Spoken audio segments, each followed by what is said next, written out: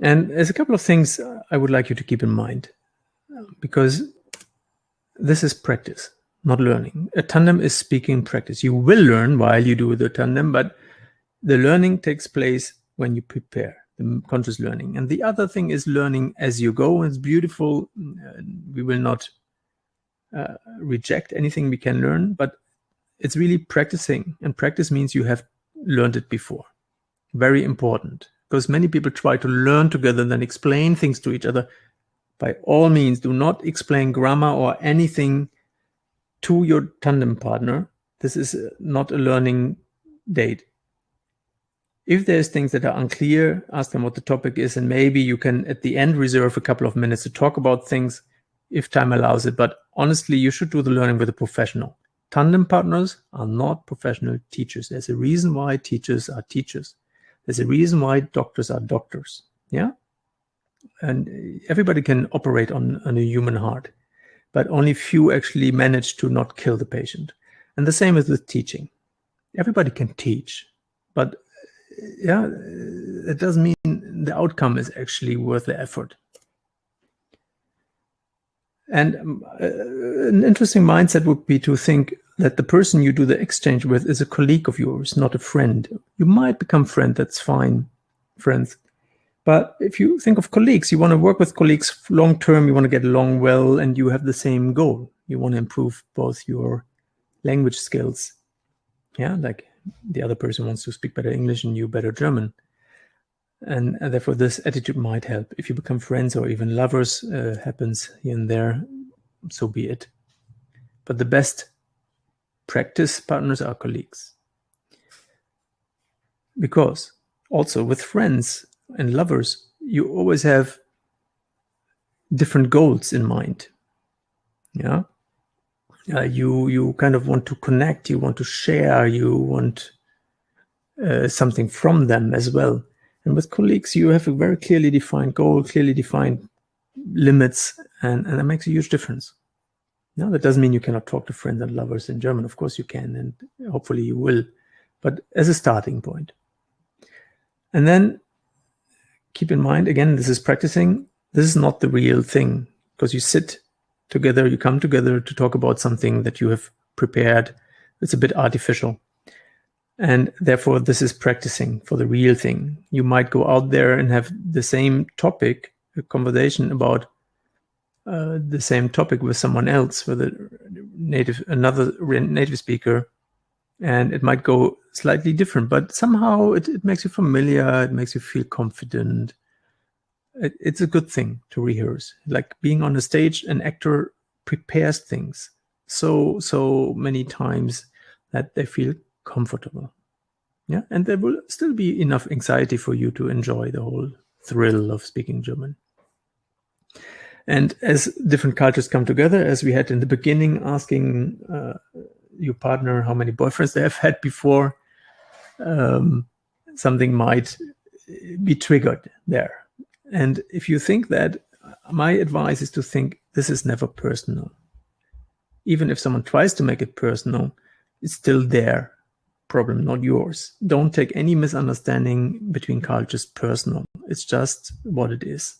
Yeah. In my experience, I had many, and I still have many misunderstandings, even with cultures that seem very familiar, but it's just what it is. Yeah. And that actually works. Yeah. Not always, but most of the time. It's a good thing to work with. A couple of tips that I can give. Choose your partner wisely, like in life. Yeah, you don't want to marry the next partner that comes your way. It's a strategy. Feel free to do so. But ideally, you choose a partner that really clicks with you, that has possibly the same interest, around the same age. There's a benefit in working with younger and older ones. You can try and see what works. Same level is a must. Yeah, if the other partner is too weak, then there's so many psychological things going on. It might work, but I don't think it will in too many cases. And of course, prepare. If you think you can wing it, it's fine. If you can wing it, see where it goes. These are all tips. Yeah, these are not laws.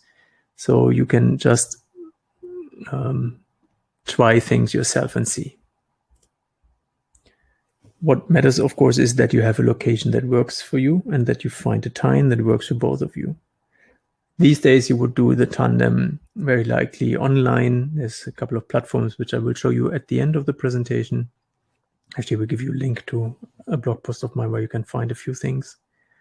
But if you do it in a physical location, make sure it is a place where you can actually hear each other. In a loud cafe, it might not be the best environment.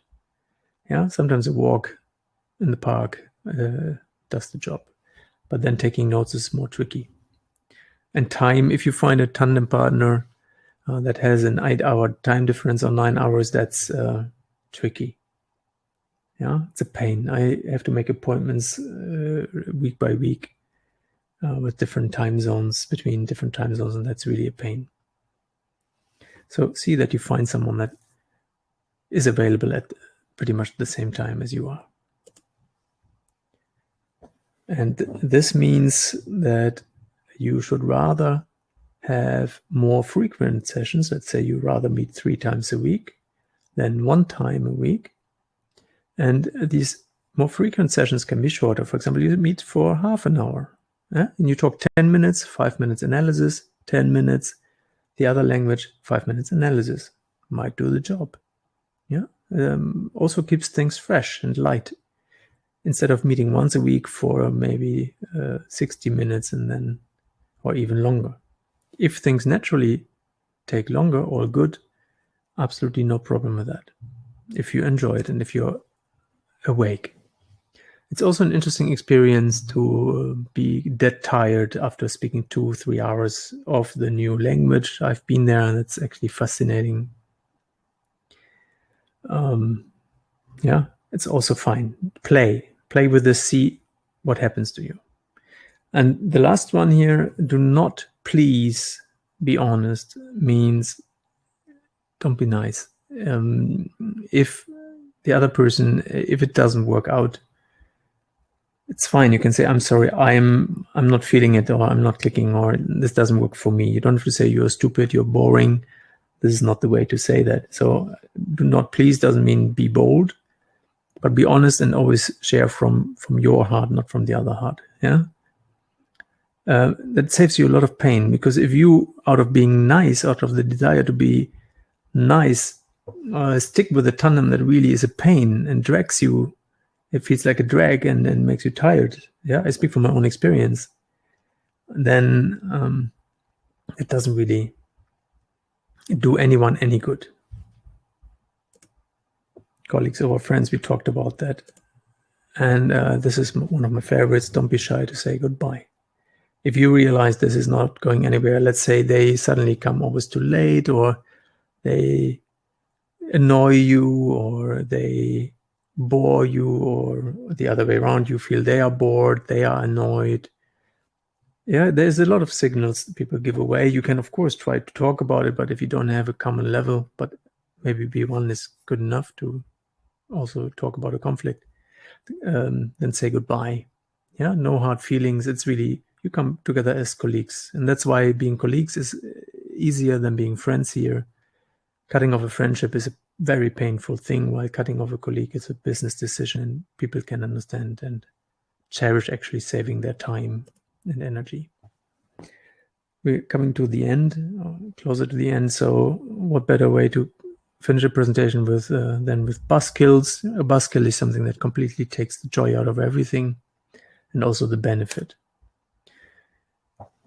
So the first buzzkill is actually a very early kill. If you only speak Yoruba, or you speak only Hindi, let's say, yeah, or Malayalam, happens, right? Then it's very unlikely that you will find someone who is interested in that. Your choice might indeed be first practice on your own. Smarter German allows you that and shows you how to do that efficiently, or pay someone. It's just what it is. No need to look for years to find the one person that learns that language for pleasure. But if you find someone that learns it, I'm pretty sure that person is very dedicated. Yeah.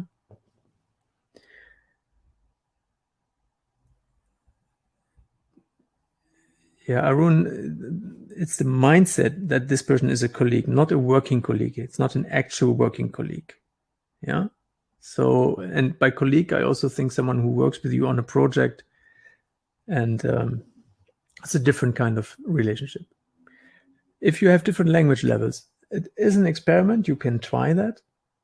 My experience and research shows tandems work best if you have people that are on your level, because then the conversation goes on a similar flow. If someone is so much better in English, than you are at German, you might feel bad about dragging them down to your level when you speak German. And it's a drag to have a conversation on A1 and A2 level, trust me.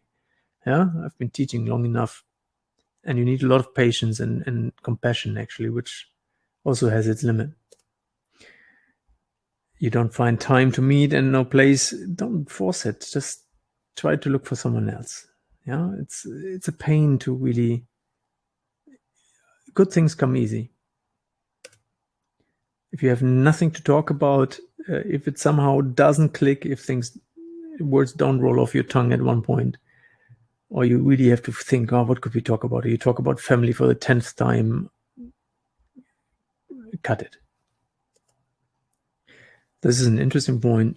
If you have no connection, yeah, that means it doesn't click. You don't like the person that much, and it's kind of before you go to the tandem, you feel like, should I really go? I really don't want to go.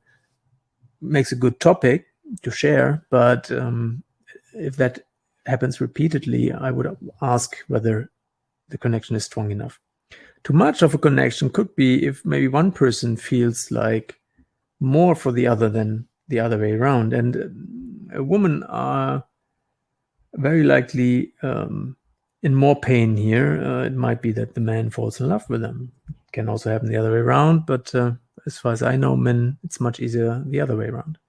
So if there's something like that happening, it's also an absolute buzzkill. And even though it pains, it might be better to just call it a day. Yeah, say goodbye.